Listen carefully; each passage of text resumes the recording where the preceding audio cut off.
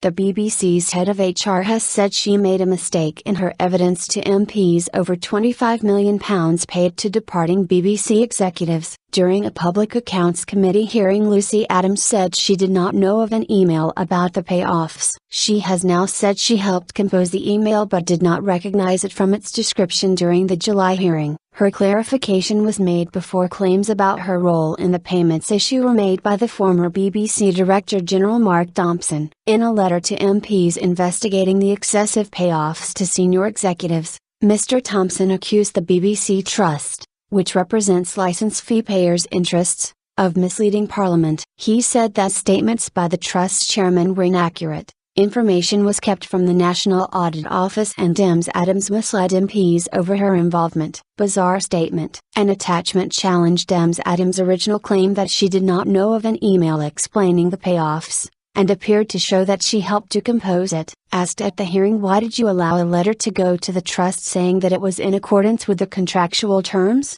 Ms Adams replied, "Forgive me, I am not aware of the letter that went to the Trust. I did not actually write that letter." When asked who did, she said, "I believe it was Mr Thompson who wrote that letter." The BBC has been criticised for paying £2 million more than contracts necessitated. Mr Thompson said he has emails which show that Trust members, including the chairman Lord Patten and Ms Adams, approved the payments. The BBC Trust said the claims are bizarre and it denied MPs were misled. The 13,000 word document was prepared ahead of Mr Thompson's appearance before the Public Accounts Committee on Monday, where he will be expected to answer allegations made in July that he had not been open with the Trust about payoffs to two senior executives. The document included a briefing note prepared for Lord Patten on defending the size of the payments. He also claims the Trust did not reveal its full involvement with the payoffs to the National Audit Office. Media commentator Steve Hewlett said the letter raises serious questions. He said Lord Patten's position could be called into question if Mr Thompson's argument prevails. Mr Hewlett added that if it appears that Mr Thompson,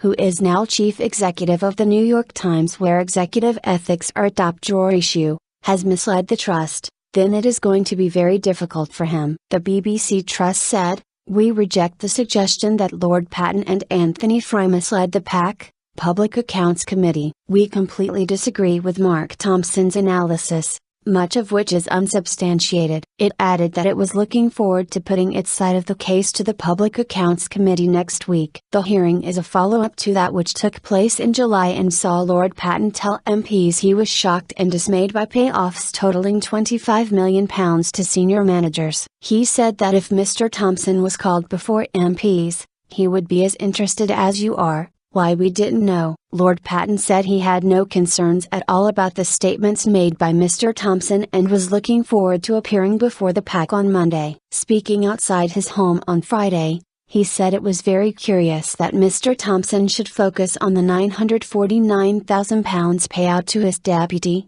Mark Byford, as that happened before he became chairman of BBC Trust. Mark Thompson has said previously that the BBC Trust knew about the severance payment to Mr Byford, which included £73,000 for unused leave, saying they had been told in writing, as well as orally. But 5 current members of the BBC Trust who were in post at the time of Mr Byford's departure have said, "We were not asked for approval of the financial package, formally or informally, nor did we give it." The Trust was assured that the package was within contractual terms and that the chairman of the BBC's Executive Remuneration Committee had agreed to it being approved. A statement added, "The Trust's concern throughout this period was to ensure that the Director General met the strategy set for him by the Trust, to reduce radically both the number of senior managers and the cost of the management pay bill, and he achieved both."